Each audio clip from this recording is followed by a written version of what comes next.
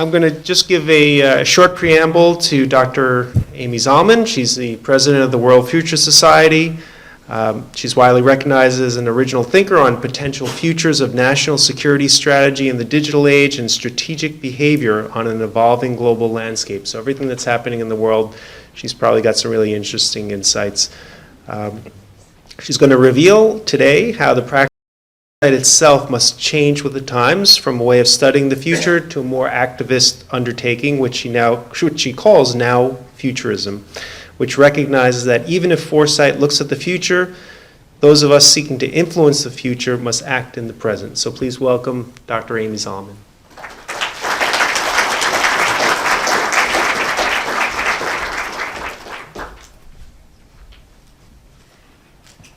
Thank you so much. This is an awesome meeting, but I have to say that now that it's almost 8, I'm really glad that I'm in the city that never sleeps. I just turned something off. Thank you so much, Mike Taubla and Paul Vasquez, and the others of you, the Internet Society, who are hosting this. This is really, really great to be here. And this is, I think, a casual conversation. It may be a little bit different, or maybe it's not, than those that usually engage in here. I'm not here to talk about a technology, but about technology sort of writ large, and some thoughts about this thing called futurism. And I'm curious, is there anybody in the room who calls themselves by profession a futurist in any of their roles or guises? And what is it that you do that makes you sort of a futurist? Not a test, just what are the activities? Companies about the future of their industry. So advisory. Mm-hmm. Okay, one futurist. By the end of the night, we'll have like 80. I'm gonna just go. So this is an evolving sort of set of thoughts for me. I am, as of about six months ago, the CEO of, as Paul said, the longest running organization in the world. There were multiple that started in the late 60s, but we were by chance the first, devoted to this not new human activity, but new way of thinking about the future as a form of, was like a, for some years. It was a big organization.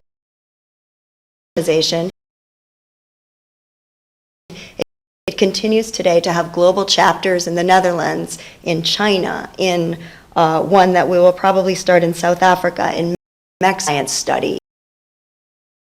And he was on the Tonight. He was a version of kind of social scientist celebrity. It's now 50 years later, and this organization, which I will tell you very successful for many years, began to kind of lose its mojo some years ago. I don't mind sort of being candid about it. So it has pushed the organization to think about what kind of foresight community, what kind of futurist community do we need now? And so that's on my mind a lot. Before talking about futurism, let me just talk about the future for a few minutes. It seems to me that the future right now is kind of the new black. The words everywhere. It's like the disruptive or the innovative of 5 years ago. The New York Times is constantly sort of running things on, it has small events on the future of health, the future of cities. A few weeks back, the Wall Street Journal sent me a publication that it called The Future of Everything. It was just giving out the thoughts of 100 thinkers on everything from the future of museums to the future of automotives, giving it away to its subscribers. I was been passing through a number of airports recently. If you go through a lot of airports, you'll see a lot of signs starting with the future of. Heathrow had very big ones from HSBC saying the future is emergent, and then telling me a variety of ways in which it was. And then kind of the cherry on top of all of this was on a trip that was for business, I did pass through Harrods because there were winter sales, and I'm sort of going down the elevator of the big Egyptian hall, and then this huge backlit sign appears, and it says, "The future of skincare." And I thought, okay, that's it. There's the future of everything is now, sort of the future of. There are an ever larger number of publications. We just heard about one that sounds great. IO9, another was mentioned, and conferences. So who needs futurism when sort of HSBC and the Wall Street Journal and everybody's got it all wrapped up? What is this, the future of, this phrasing, this thing that's all around us? And what does it even mean, we think, around my organization, around the World Future Society, to sort of be announcing in the presence that the future is here? Is that like vaguely theological, or is it just sort of, what is that? So one way of thinking about that is that it's a kind of rough signifier in the same way that terms and like innovation have been, that comes to stand in for a whole kind of complicated mess of things. And perhaps those are our excitement about the opportunities before us and our anxiety about some of the palpable structural shifts that are taking place in the world, because arguably we are about to be and are being fairly rocked to our structures. Power is shifting, devolving from states to cities, from cities to individuals, from north to south in some cases, from directions that are unknown. Our economic system could be undergoing structural changes. On the one hand, our traditional systems pretty notably out of control. The gap between rich and poor globally is turning into a canyon. And is growing. That is not just of academic interest. The system itself is becoming a question mark, and that is, there's Bitcoin, but Bitcoin is maybe the edge of the tip of an iceberg. There are other alternative currency loan systems, businesses that are bypassing banking altogether, and alternative currency systems that aren't, right? They're sort of exchanges of value conceived in very different ways. Our government, the US government, is sort of knee-deep in thinking about how to govern the internet. I'm sure that there are a number of people in the room, legal and otherwise, thinking about that. We haven't even really begun, I would argue, the mainstream discussion about what space governance looks like. So there are other frontiers out there. And there's actually a lot of kind of international stuff moving around in space. Transportation. I had somebody give me a call the other day and talk to me about the potential for international hyperloop travel. So you may be familiar with this notion and now project of Elon Musk, the founder of Tesla, who has described, so the way I understand hyperloop travel is sort of like putting you in a pneumatic tube and sending you somewhere very quickly. He describes it as a cross between a Concorde and a railgun and an air hockey table. And so I had somebody call me and talk to me about international hyperloop travel. So then you get sort of sealed, basically, and I'm not a technologist. And then you go to Beijing in 20 minutes. Or an hour and a half, but the point is, they don't feed you food on the flight. The life cycle that we have come to think of as normal since the late 18th century may shift entirely. So what is the order of things? Birth, school, marriage, children, retirement, always and everywhere, not quite like that.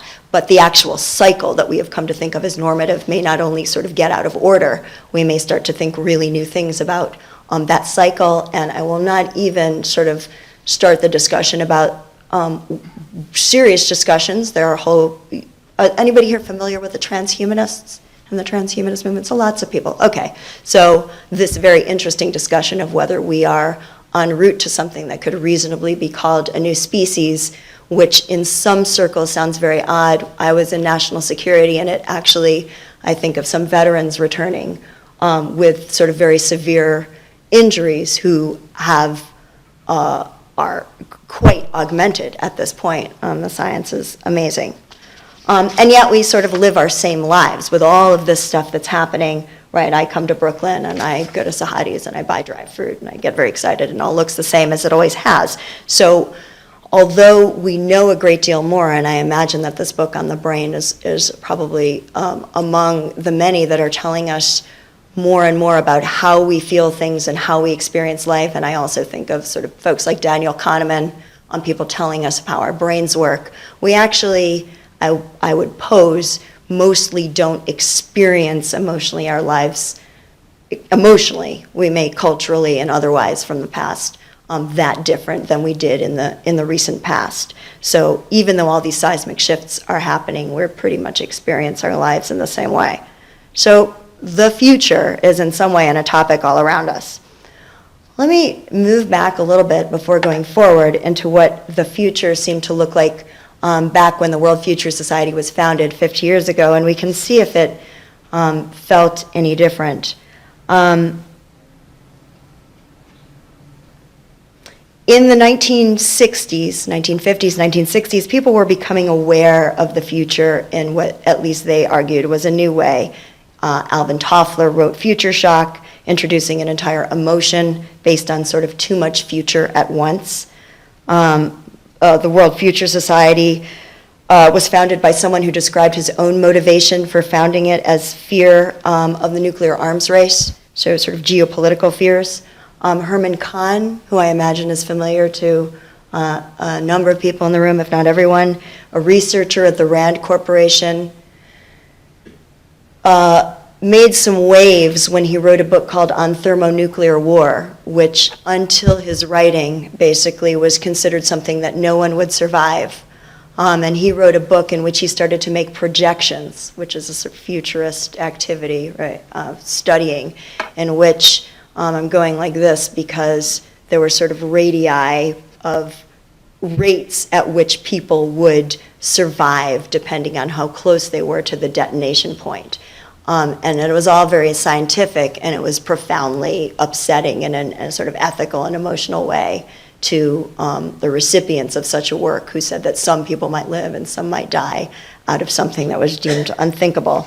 And then, of course, there was business futurism and the founding of scenario planning at Shell Oil by, among others, Peter Schwartz, who I'm happy to say will be among the people speaking at our conference next summer. So these ways in which people began to think about the future tell us a lot about the discipline of future studies that was rising at the time. Among other things, it was, like the country that surrounded it, what I might call hyper-positivist. And I'm really saying a word like hyper-positivist at 8 at night feels like a daring thing from up here. I feel like I should be saying, like, get pizza or something. But in any event, it was sort of an Enlightenment extravaganza in the national defense community, which is one of the places, like Herman Kahn, among others, where this movement was starting. And it's one that, where it was actually given a lot of funding. So government and foresight have always been connected. And as we all remember from our history books, the Enlightenment promised to arrive us at, knowledge of everything. Dark continents, unknown bits and pieces of history, science. Through rational endeavor, we would get to know everything. So it wasn't really madness to think that in some way, although I think it's a bit of a puzzle, there was this premise, and I know these, they're a bit of cliches in the foresight community, if I can say that, but we must study the future as we study the past. The Enlightenment was applied to the past. If we could know everything about history, we would know everything. Was there some way in which we could know everything through sort of methodological hard work about the future? The problem being, of course, that there is a significant lack of data. So that's a problem. And I don't mean to, I'm sitting among people who have serious, who I know are futurists, even though they didn't raise their hands. And I don't mean to make it's not sort of silly, but there was this view. And having been around the defense establishment, the fact is that it's still a little bit like that, even though people are wandering around complexity and sort of nuances, there's still this hope and this view, in a sense, that we can come to kind of, through rationality, all good things. So let me turn, even though I already have in a sense, to futurism. And it's sort of funny when I go back to the beginning of future studies and the beginning of the World Future Society, and so go, okay, well, these were the problems people were thinking about, and I'm going to tell you about a few of the problems. Have we solved any of them? Because future studies were applied to them. Earlier this summer, when I was in our offices in Bethesda, I happened on the first issue of The Futurist, which is a magazine that has been put out for many years since the founding, the organization. And so this was from July 1st, 1966, and it's this mimeographed newsletter that became sort of a proto-magazine. And in it, the founder of the World Future Society is saying to his readers, this is a really great time for future studies. There are conferences, there are all these talks, there are all these books being written, there's all this research in future studies. And then he goes and reviews some of them. And it's really interesting. One of the things that he says is happening, he discusses, they're sort of small items, frontispieces. A book by a guy named Daniel Hallisey Jr., and the book is called Cyborg, Evolution of the Superman. It's published in 1965. And in the book, Hallisey discusses some of the challenges of what he calls the biological revolution. And they include in vitro reproduction, control of aging, and ethical problems, he says. For instance, there aren't enough artificial kidney machines to go around, hence, at that time in 1965, in Seattle, Washington, a group of anonymous citizens decides who shall live and who shall die.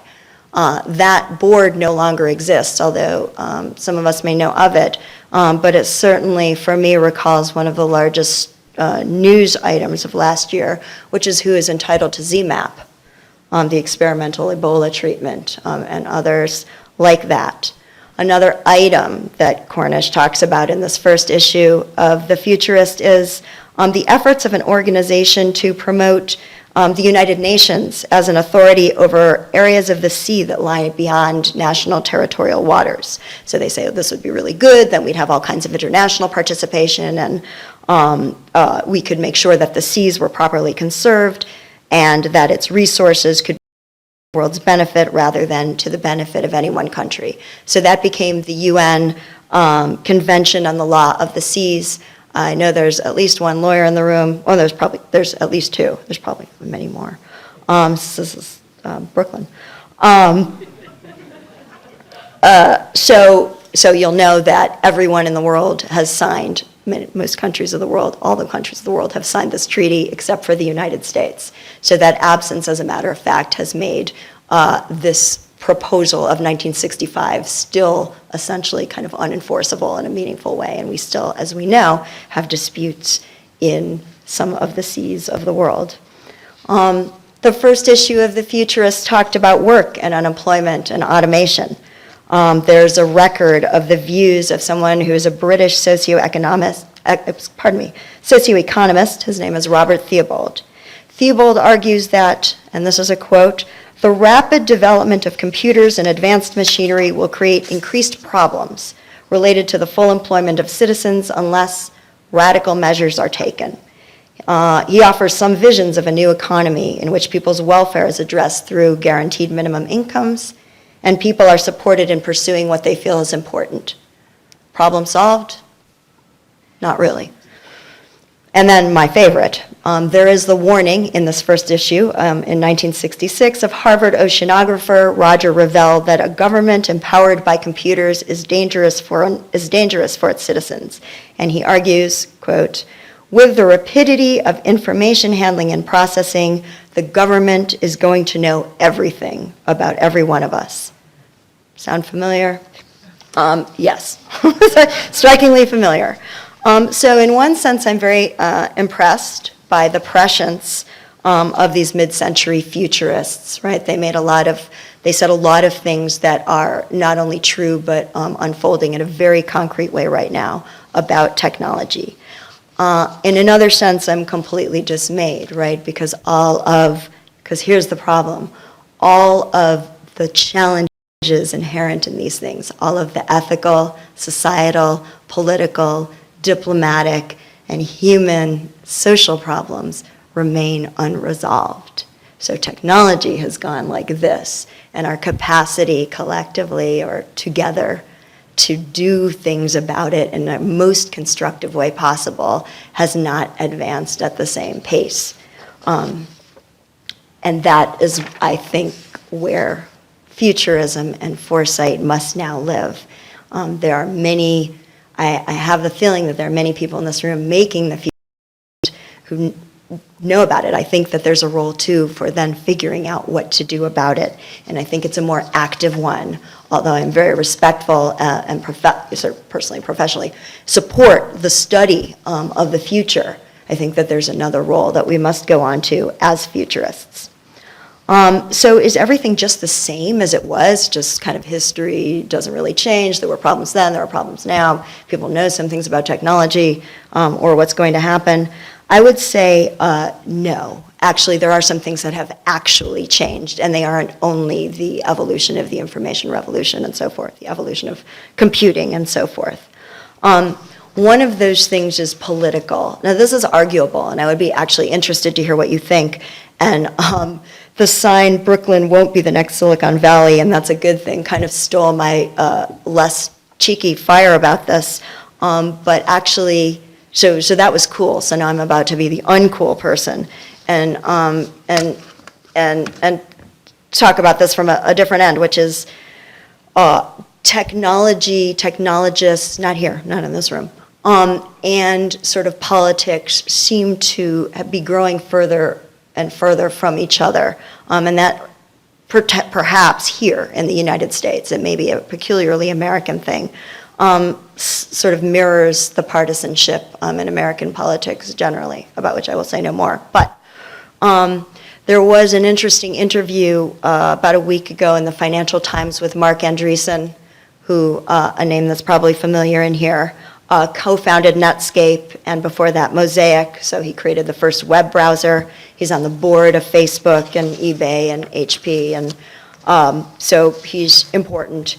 And he says in this interview, he's telling this interviewer the story of the world following the internet bubble bursting of 2000, after which, of course, investors were afraid to go into technology again, and it sort of lay low for a while. So the interviewer asks Andreessen whether we should fear more tech bubbles, whether, in fact, we're maybe in a bubble right now, because investment's in a very good place, and whether there might be some sort of backlash against technology and presumably tech investment. And Andreessen says, there is no backlash. There is only the tech backlash of the New Yorker and the New York Times and the New Republic and of Harvard University. And he says, they're threatened. It's a power recalibration. There's a coastal element to it. There's a liberal arts versus engineering element to it. It's a two cultures thing. And then he refers to C.P. Snow's famous division between two tribes, the liberal arts and the sciences. So that, on a serious note, is troubling because those are precisely the worlds that we need to talk to each other. So I think foresight and active futurism lives there. The other thing that has changed is the world and our understanding of it, even in 50 years. Complexity was not a mainstream discussion 50 years ago in the way that it is now. Adaptiveness, right? Complex adaptive systems. But now we know ourselves better and, in fact, may be living in a more complex, more dynamically interactive, more, networked effect moment. Complex systems, as we know, are dynamic. They change over time. They are emergent. They're always coming into being in a new way. They're co-evolving. They're networked. And activity in one part of the network creates changes in other parts. In other words, in a complex adaptive system, our world, change does not occur in a single transformational moment, like boom, it's done. And the world won't flip a switch from being in one state to being in another, which should come as a relief to futurists, because we now know that they couldn't just sort of like get everyone aware of the future and then change it and then do a scenario and fix it, because things are actually in motion and changing. So what's required now is something that I will call now futurism. And I'll say a little bit about it, and then a little bit about a few people or figures that I think represent it. And then I think probably be good to move on to something a little more dynamic in here. So after all that, I haven't said a lot, and I could give a colorful talk. I should prepare one. About, that might be a commentary on the colorfulness of this. It's a little abstract. But I mean, there is a really cool history that can be told through great anecdotes of the figures and the people in sort of foresight, all the figures, not just the founder of the World Future Society, many in the world. And that would be actually a great talk. I didn't talk a little bit so much about that because I wanted to sort of talk about this kind of philosophical moment also. But what's a now futurist? It's not just somebody who studies the future. It's not somebody who gets a PhD in foresight. It's not somebody who gets a master's degree in it or who knows 3 or 4 methods and sort of applies it to the future and then goes and helps decision maker. The now futurist knows that they play a vital role in society. They have a unique, valuable proposition about the world, which is that it will not look and feel the same way it does today. And their job is to sit with power, or to be that power, and to actually be active in the world making things. And I'm sort of skipping over some of this stuff because of a sense of the room. But I did think a little bit like, who are now futurists? I mean, what does that mean? And does that mean like everybody in the room? Who's not a now futurist? But I think there are enough. I think lots of people in this room are. If you're starting a company, if you're starting a socially responsible company, if you're thinking about intersections of places where law hasn't gone before and technology is going, if you are making new publications, making new studies of the brain, and a whole bunch of other stuff, I think you probably are one. Some of the folks in the world that I think are doing really interesting things, actually it's interesting that someone from SVA was up here. Special Operations Command is in my former world, and it is very hard to think of the government, and especially the military, as being, it's such a big bureaucracy. It has little pockets of thinking interesting things, DARPA for sure, but those are experimental places. To think of a whole bureaucracy moving and doing something different is hard. Special Operations Command was interesting in the sense that it really took on board under its last leader, Admiral McRaven, the idea that that the way that you deal with networked armed warfare is with other networks. And I think I will leave it at that for the moment, although I'd be happy to talk about it more. Another interesting figure in now futurism. I'm curious, who would you say is the most digitally advanced nation in the world? Korea. Yeah, that's where I'm going, is Estonia. Was that like on everybody's tip of your tongues? Nobody said the United States, which is also. But yeah, Estonia is really interesting. I don't know whether, this is not to render judgment because there are a lot of things behind what is happening there. But as you know, it's a Baltic country next door to Latvia under Soviet rule for about weeks before it was an independent country for the rest of the 20th century. But what's notable about it today is the degree to which its leadership has embraced the digital revolution. It is the only country in the world where your ID card lets you vote in a national election, open a business, and pick up your prescriptions. They are entirely networked. And they've recently introduced something which is truly thought-provoking, although as a sort of caveat, I think there are a lot of motivations behind it. But basically e-citizenship, which is radical because it changes our notions of citizenship are related to where we live and to territory. So say every country had e-citizenship, where would we be kind of on the ground? It would be interesting to see how this unfolds. Steve Jurvetson, so venture capital. I note him partly because he is so forward-looking, partly because we're very excited that he is the keynote speaker at our annual conference in San Francisco this summer. He's the chairman of a venture capital firm called DFJ, and he's known as one of the most foresighted investors. He's on the boards of Tesla, SpaceX, and Synthetic Genomics. So we chatted about a month ago, and it became clear to me that he was a futurist when he started not just an investor in things that would, make money in the future and things that would be productive, but we actually started talking too about what creates a high-performing team. And he said, well, what did Steve Jobs do that was so great? And his notion wasn't that Steve Jobs had all of these other singular talents, although he did, but that it was his ability to create really high-performing teams of lateral thinkers, systems thinkers. And I was really impressed when Steve said that they try at Tesla to not have anybody from automotives on their teams, which to me is very interesting. And then I'll name as a last one, the Yemeniettes. Yemeniettes is the name of a film that was made by a production company called Lealina last year, who I know. But it is also a name self-given by a group of Yemeni girls to themselves when they entered a few years ago a entrepreneurship competition in Yemen. And it was quite a daring thing for them to do. And this film follows them, and I so recommend it.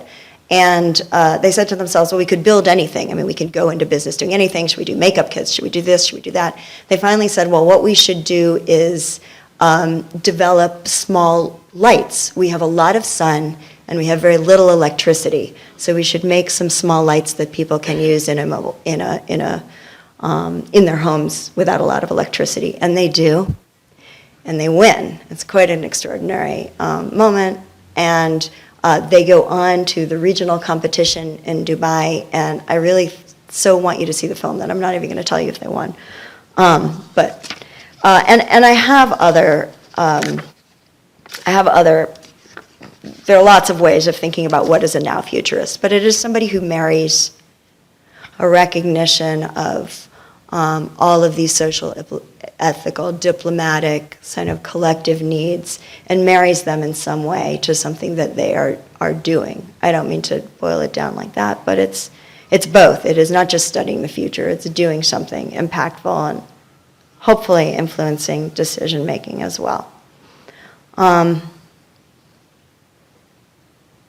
Should we just turn to some other stuff? I've been talking for a long time. I can just draw this to a halt. I can conclude with one thought.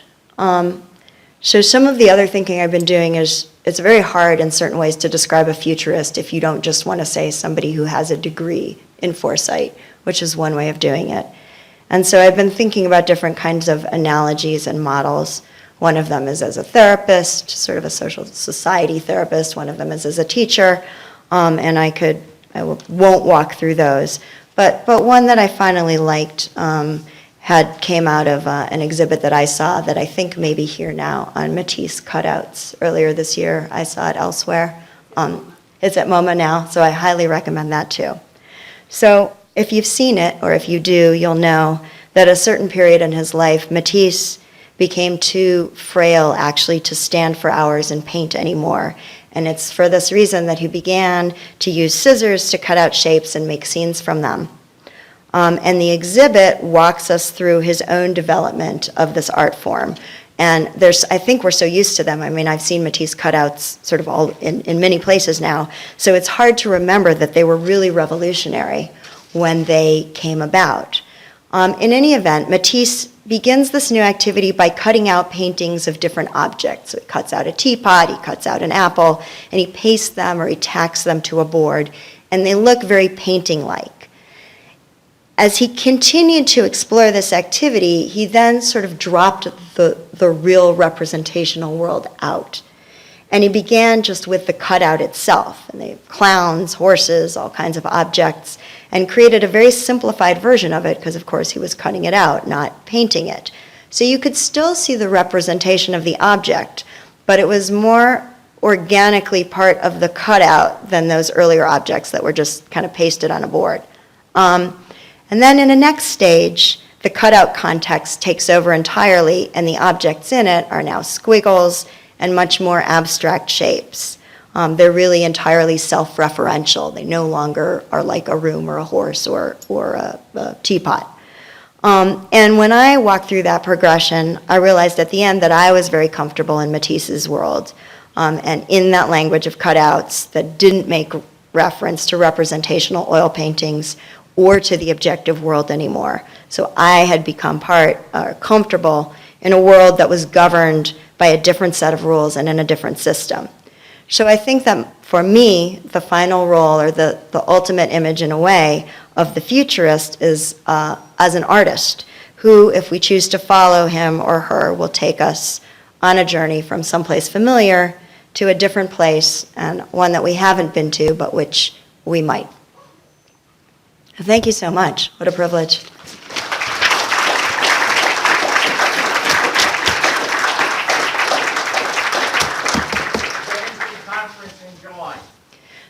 The conference in July, thank you so much for asking. I would be delighted to tell you more about the organization, but it is not exactly why I came here.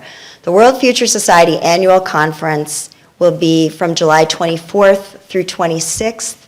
It's at the San Francisco Union Square Hilton. We have a great lineup of speakers.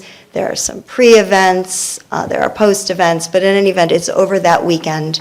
And you can sign up, you can register at our current site. We'll have a conference site up in a few days. And it covers a whole bunch of different topics, each half hour and a half, right? We're changing you've been to it before. We're changing it up a little bit. Our theme is Making the Future. It's a nod a little bit to the Makers Movement, which I understand is sort of, getting on.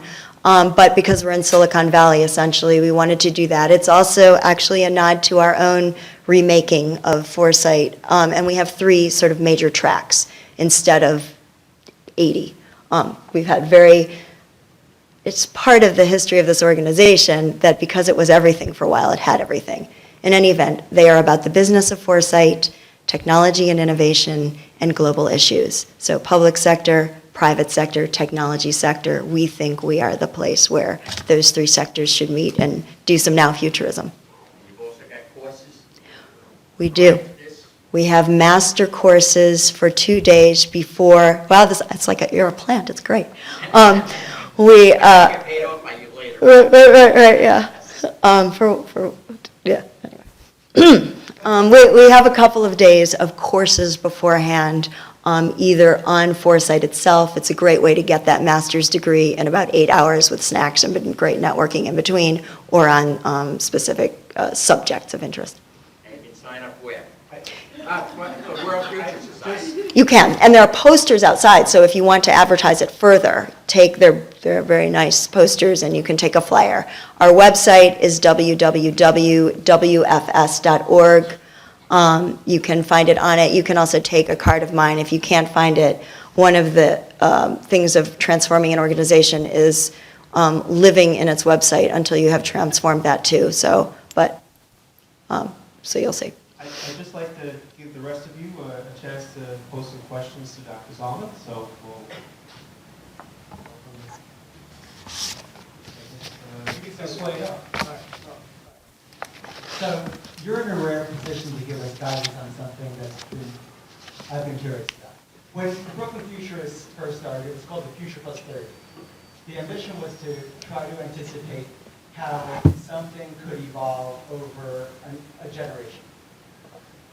And when we first started doing it, you probably remember this, Mike, we really sort of thought about 2 years ahead. The ambition was always 30 years ahead, and we had a couple people early on who were really good at sort of prognosticating what 30 years could look like. But then it really degenerated to what things could look like in 2 years, or even the next quarter. Since you've existed for 40 plus years, your organization. Oh, I was like, I need the future of skincare. What I'd love to know is whether or not your organization or other organizations have sort of extrapolated back and figured out, do you have a timeline somewhere? What did you folks think, what was the organization think about in the 60s and the 70s, and how have their prognostications come to bear in the new millennium? How accurate were you? Where were you accurate? Where did you fail? Does it have lessons for us as we try to figure out what the world's going to look like in 2050?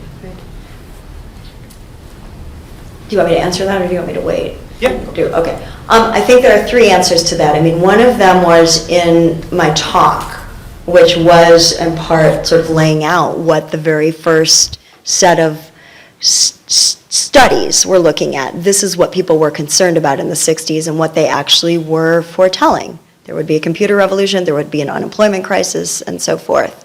A second is, it actually is possible to do that, and a great time to look for it, not only at the World Future Society, but elsewhere, is basically New Year's, when sort of people do these retrospectives of what was right and wrong. But it's an interesting thing about people in foresight and futures that they are quite adamant that our job is not to prognosticate, to simply sort of say this will happen. It is to lay out a range of possible futures, which means in there that you say, well, this is likely to unfold in, for example, the realm of, cybersecurity or what have you. Which future do you want? This is just a set of events, if that makes sense. So there's a kind of some energy put against prognostication per se as the entire work of foresight. But people definitely go back and say where they were wrong and right. Flying cars, but now they could be here next summer. But that was not a prognostication. That was just. I want to see a repository somewhere. Here's what we got right. Here's what we got wrong. And, Right. Well, we could carry on, but so what do you think is the virtue of, what would we get from knowing? I could could sort of parse see through that. the data and figure Yeah. out, how we kind of knew certain things, how we did it, how we got things wrong, and how we can actually do it better going forward. Right. I think the realm where that really takes place, and we're watching it in spades right now, is in much closer time, which is to say intelligence, right? Geopolitical intelligence. People are like, how did we not? How do we not see something happening for a year or for 2 years? So close range intelligence people do actually follow. But then politics, which I don't mean party politics, organizational politics, intervene to manipulate questions of how things got wrong or right. So Amy, thanks for that. Thanks for that great talk, and especially thanks for the nod to artists at the end. As somebody who's an advocate of artists being big creators of the future, I really appreciated that. On that note, one of the sort of great creative people that if I'm right, the name of your organization, Berg's Communications, is a nod to her. One of the great creative people, Margaret Atwood, who wrote The Handmaid's Tale, and of course, knowing about Estonia, I can't help think, of that sort of future where certain groups of people, can be pointed out, or singled out and their rights taken away in a society where there's electronic, controlled electronic citizenship. Is it your job as a futurist to also impart that kind of knowledge of the negative aspects to your clients and the people around you? I heard a lot of positive ideas about the future in your talk, and I think that the awareness of the negative, possible implications is important as well. Yeah, I really, actually, thank you for your comment, and thank you for the opportunity. In a sense, I think that I'm confident that the role of the futurist, whatever they call themselves, wherever they sit in an organization or otherwise, is to help us, institutions, families, organizations, countries, shape our future, to only laying out ranges of it's positive or it's negative. It's a really interesting time in terms of sort of techno-positivism. I would hesitate to walk into this room and is there another way that we can talk about the potential outcomes of particular technologies and find some other way of talking about them as only good or only bad?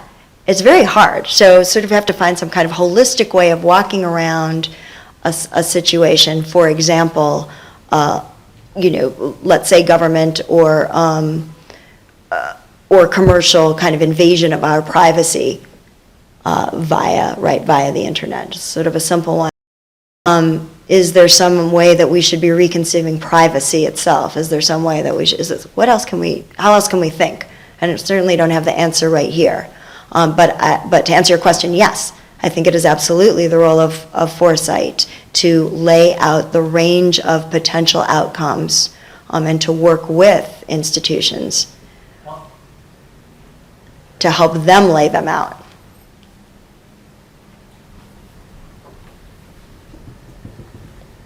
Hi, thank you.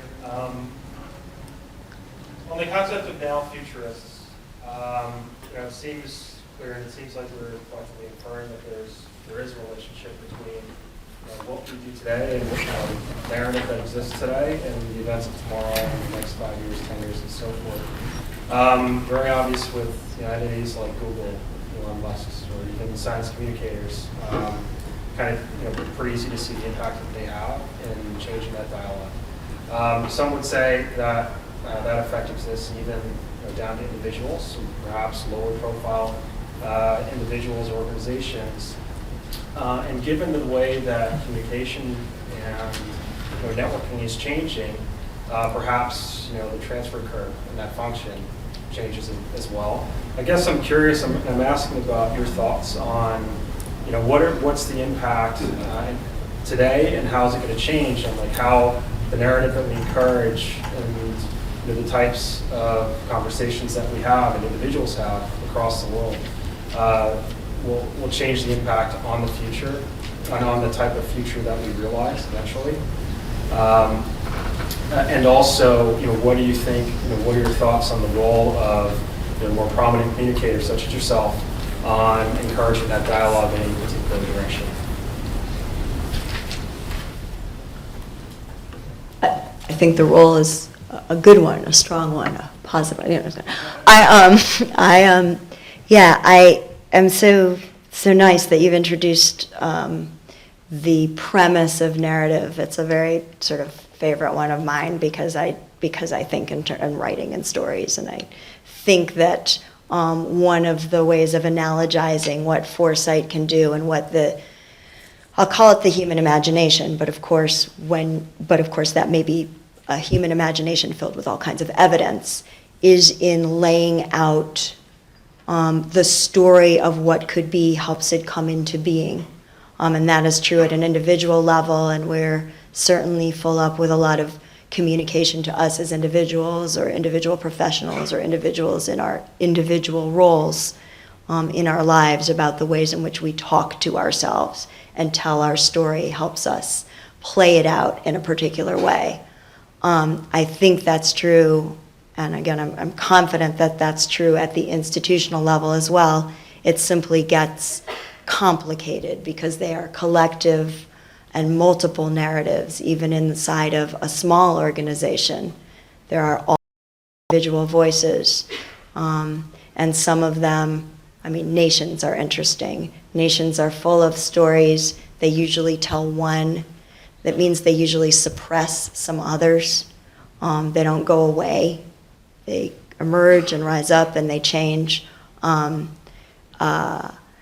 Gay marriage and the LGBT movement is one sort of example of an interesting recent narrative that is actually sort of, which came first? It seems to have shifted policy. It would probably be an interesting story to follow.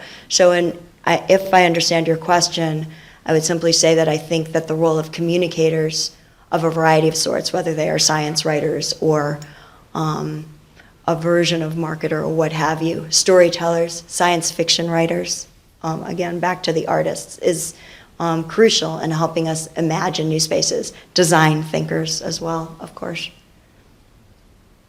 Okay, let's take that here. Thank you for your talk. Now, with the changes that are going on, how do you think society is going to reconcile the ethical and moral dilemmas, say like with the super soldier that Garb was very interested in, or like the drones that are going to be using more artificial intelligence without like a human pilot to kind of decide what should be done? And I'll just wait to hear your answer. It is my inclination to say it's up to us. I mean, that is in one sense the point. I don't have the answer about what will happen with. I could have a different discussion. I think unmanned drones in defense will be used increasingly, and they will go into a variety of. Sorry, the word is not coming to me, but they're sort of closed spaces, and they'll be used more in reconnaissance. And so there's a whole discussion there about what I think is going to unfold in the near future in terms of unmanned drones in at least U.S. military usage.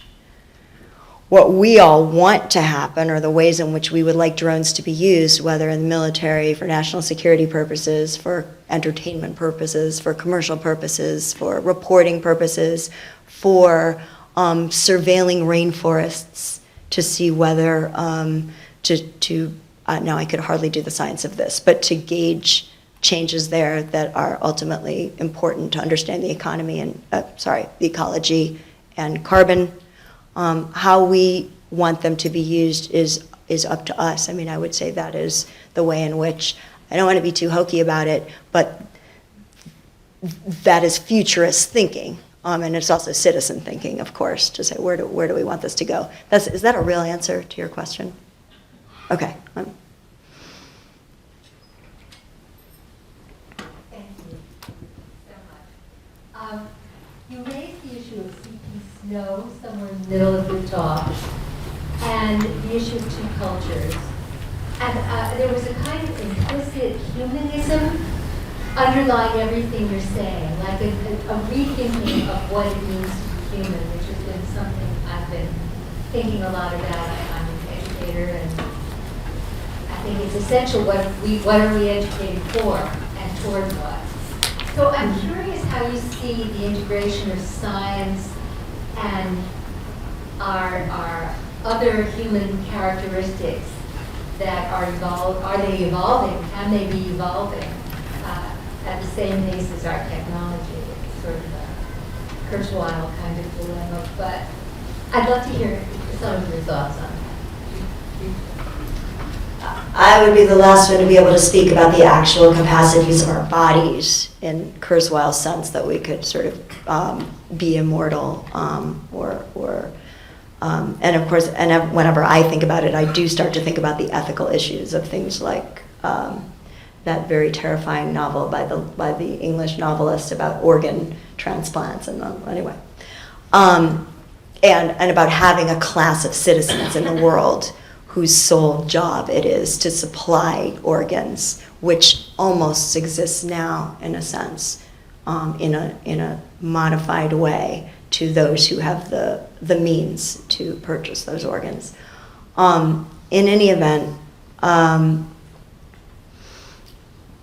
I don't actually see a conflict between science and humanism. I mean, you're right. I and a couple, I'm so gratified. Some of my old friends are here. We went to Columbia. We are humanists. But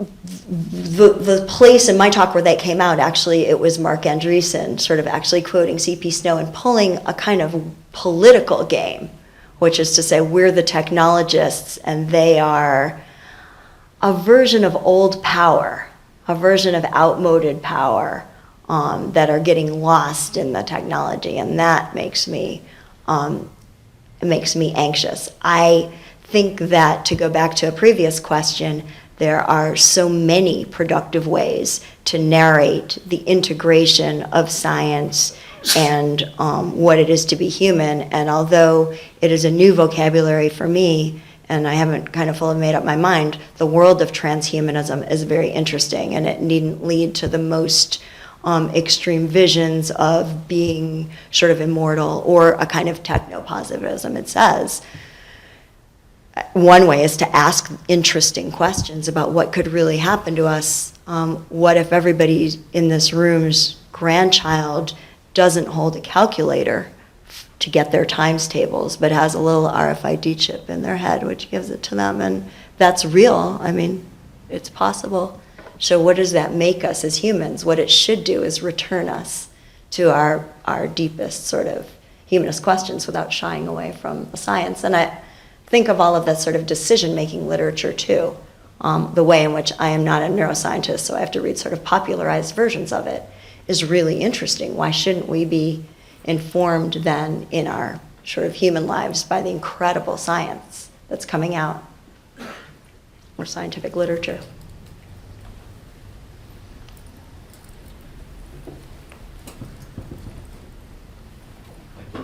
Hi. I'm on the faculty of Singularity University. Oh, good. The former chairman of the World Transhumanist Association. So maybe I should have raised my hand. But I am wondering, just 100 years after Marinetti introduced it, your reappropriation of the word futurism, how are you gearing your own organization in practical matters towards that proactive definition that you gave us? Great. Thank you for that question. And I always garble it, but this is the former head of one of the other largest organizations. Is that right? WSFSF. WTA, the World Transhumanist Association. Oh, sorry. I misheard you. Yes. Currently Humanity Plus. Yes. Oh, glad to meet you. Okay, another publication and organization that's of interest, Humanity Plus. To be in very practical terms with respect to the World Future Society, which is probably of limited interest to people who have not part of it, we were a publishing house, essentially. And that made complete sense, an organization in a world where you disseminated information and you gathered foresight people by providing information to them and having them meet and convene.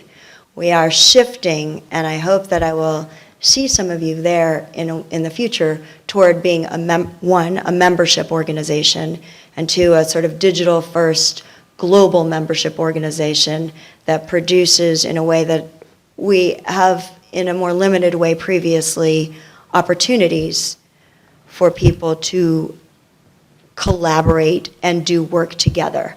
I mean, apart from being, and we are an advocate for foresight in the way that I am talking about it, if that is an answer. But it is a big step.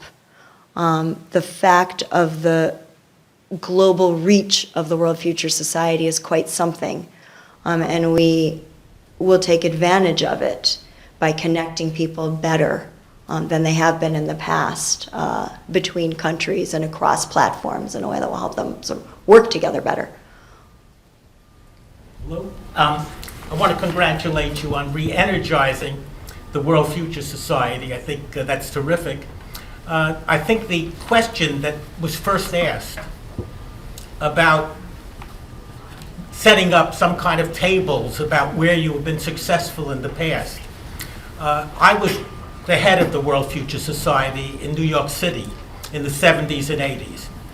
And the thing I recall of the person who most got it right was a gentleman named Ed Cornish. He spoke in front of the Harvard Club, and he was asked to make even one prediction, just one. And he said, I can't. He said, in the next second, solar flares may come down and incinerate us. And who knows what's about to take place? The subtitle of the World Future Society was the Society for the Study of Alternative Futures. And what that meant was that really it attracted the most amazing, strange people in the world together to talk about things that no one else dared talk about. Isaac Asimov, Barbara Marx Hubbard, all sorts of people. Just All right, because so, there are other people who want to yeah, ask questions. so the main thing I want to say is that it became a place that set up the contexts for the future, as opposed to setting up predictions for the future. And so new ideas and new approaches and new contexts came out of that. And that's what the World Future Society is about. Well, there you have it, ladies and gentlemen. Okay, please, just because there are other people who want to ask questions, try to ask the question and let Amy give you the answers. Thanks. I was curious as to what interactions WFS has with Oxford University's Future of Humanity Institute, and if you've seen some of the things that they've been putting out in the last year or two that are very interesting, certainly, you know, that artificial intelligence dismantling the planet Mercury and then colonizing the universe is interesting. And Nick Bostrom's book, of course, that cost Elon Musk $10 million. And the prediction of 47% unemployment in the US in the next 2 decades, just from artificial intelligence. Institutionally, I mean, my answer is not enough. We are, to say we're aware of them makes it sound like Yes. they're smart. I would actually like to engage with them. And that seems to stop me there. I mean, do you think we'll have 47% unemployment They in the do. U.S.? So this is this sort of thing.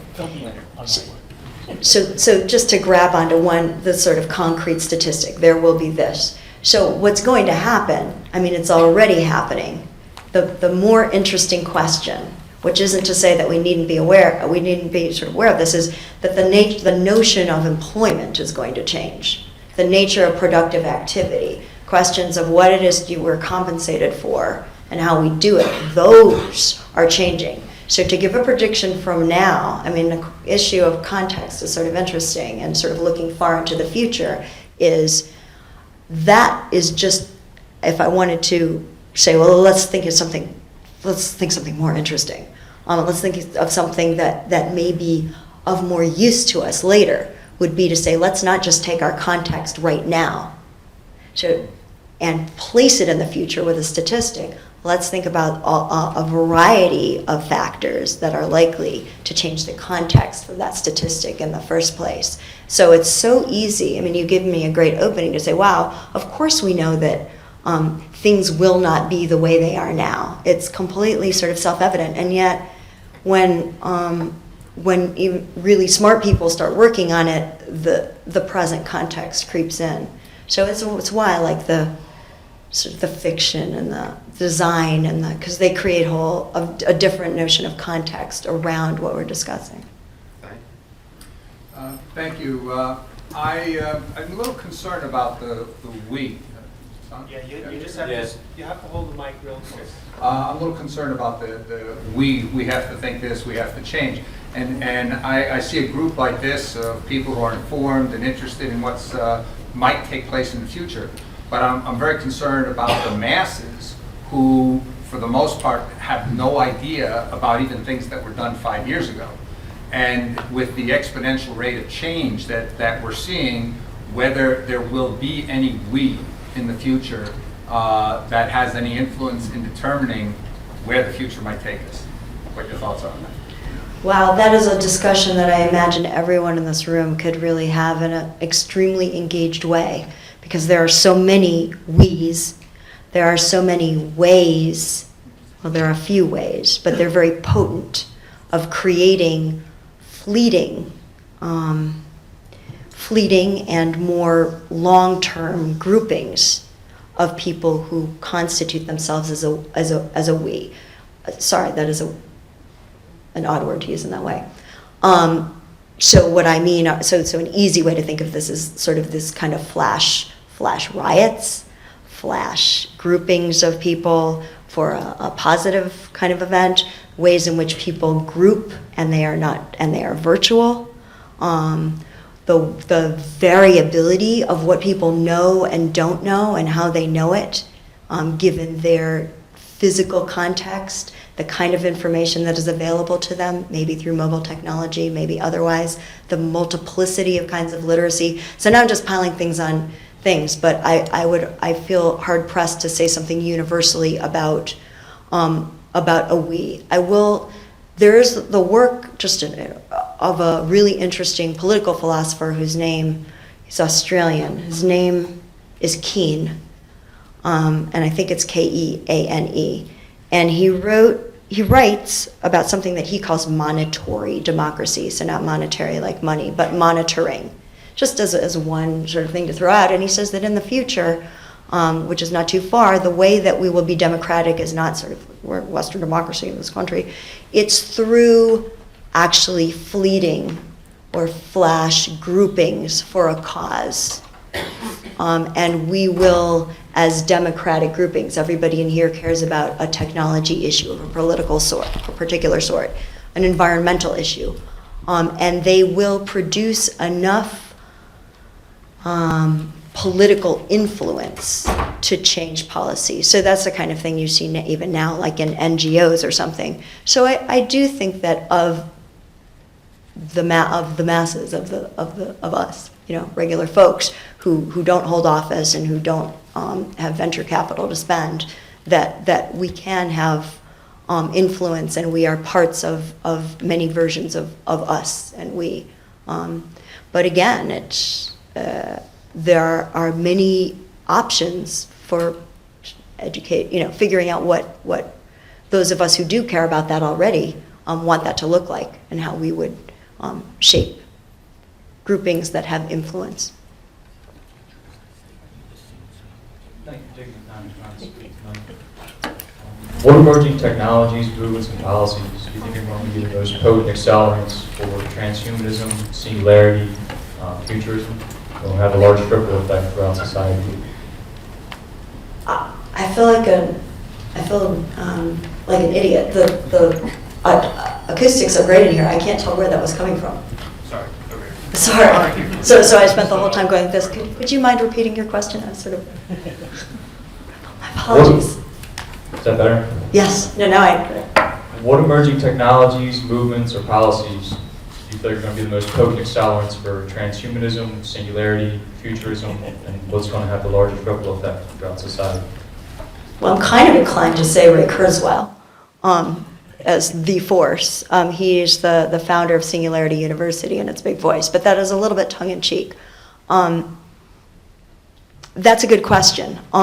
There are people who could speak to this far better than I could, but who basically think that the decade coming up is the decade of biology. I mean, it is that everything that it will be like the internet of 2000. It will be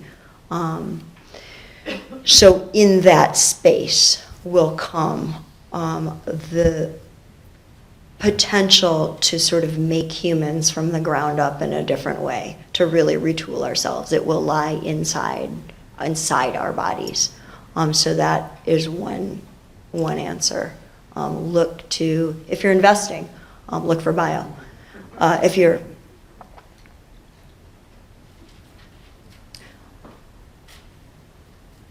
I bet Herb knows an emerging technology that will actually shape trends. I think when 1.2 billion people get commercial energy, it all changes. Their ability to vote, have power, the world changes. And maybe that's only 20 years away. Hi, Amy. Thank you very much for your talk. As someone who works in futures, I definitely feel that I consume a lot of media out there. As you mentioned, that's the future of X. Or, different groups have their predictions and their reports and things like that. And a lot of that does focus on transhumanism, technology, sometimes a lot of economic and market data.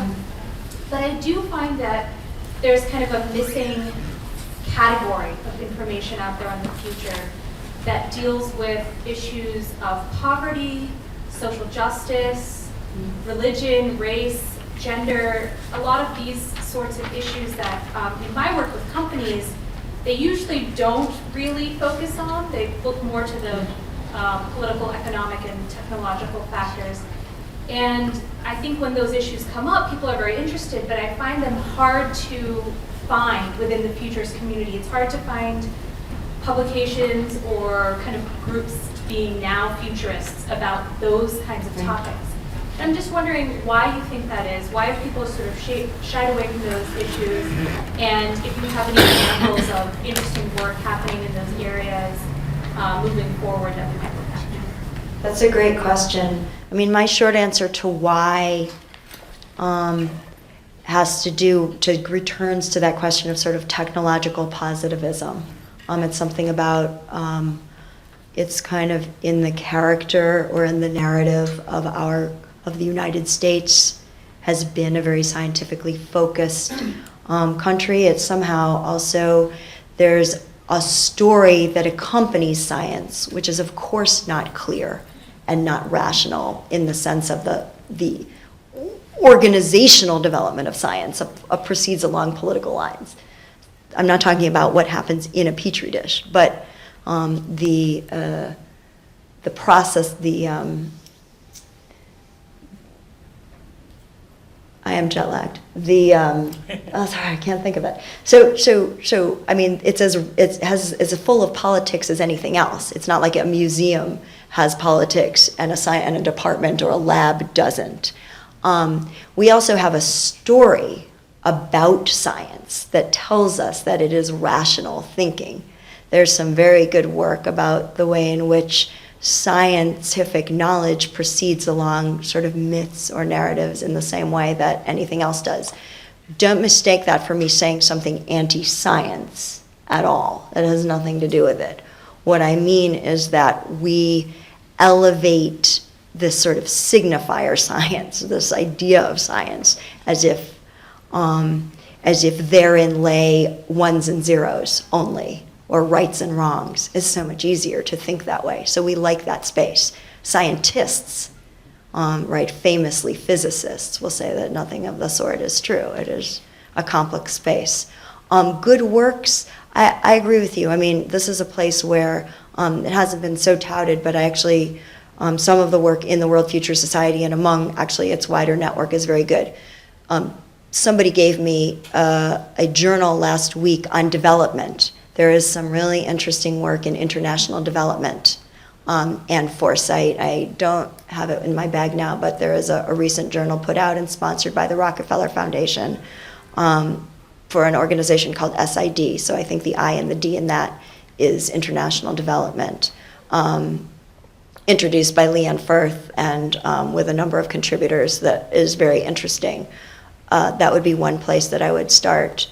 Actually, a recent journal of our own came out, edited by someone, or will shortly, named Claire Nelson, who was one of the first people to push that foresight should be part of international, again, development, international development aid.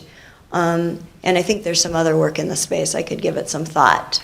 I'm sure that you are right, of course, that there is not nearly the weight of attention, but there is some more interesting stuff happening, I think.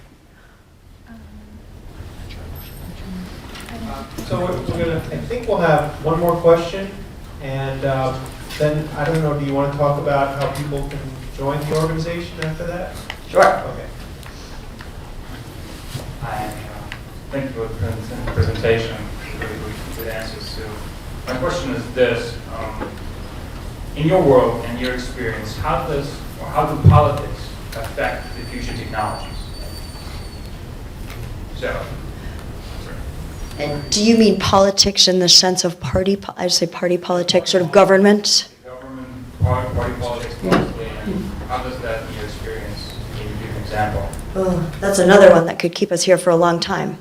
In a certain sense, it doesn't, because there is now enough concentrated wealth in the hands of some people who can invest in technology that they can make those investments without calling on governments, right, to make it. Not everybody has to try to get a project going in DARPA. They can start it in Silicon Valley.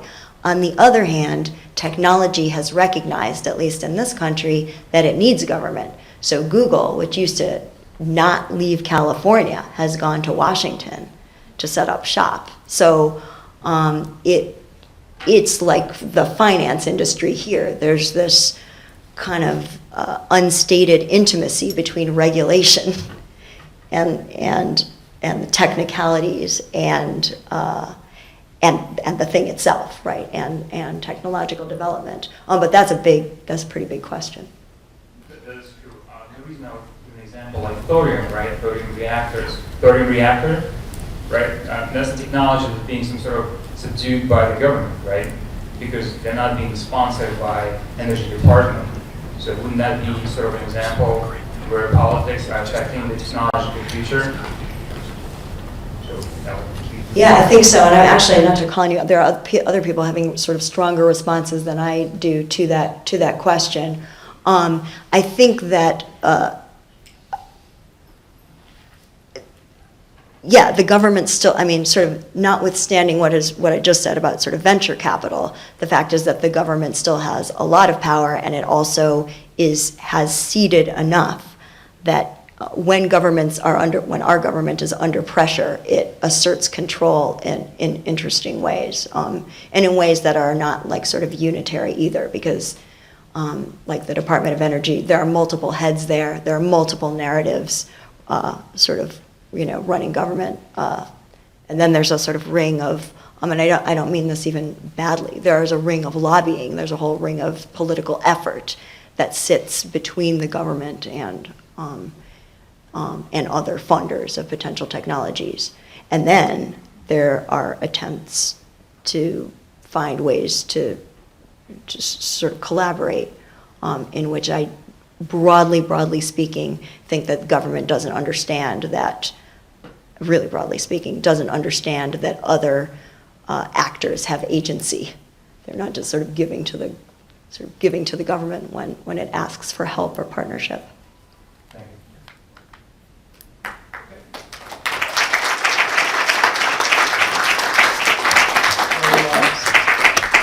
Once again, I really want to thank everyone who made it out here tonight. You told people about the group, we appreciate it. We're almost at 3,000, and I'd like to get across that artificial line, and I think we will soon. And I'd like Dr. Zalman to let us know whatever she wants us to know about getting involved with her organization. What I would recommend is we, as I said, are in transformation. So I'm not here with any materials about the organization per se, although out on the table you will find posters that you can take, post them somewhere, that would be fantastic, and flyers about the conference. If you would like to know more, if you have one more minute to spare in here and could just leave your name and contact information, we would be delighted to reach out to you in a non-intrusive or even really way, and let you know more as we move forward, and about membership.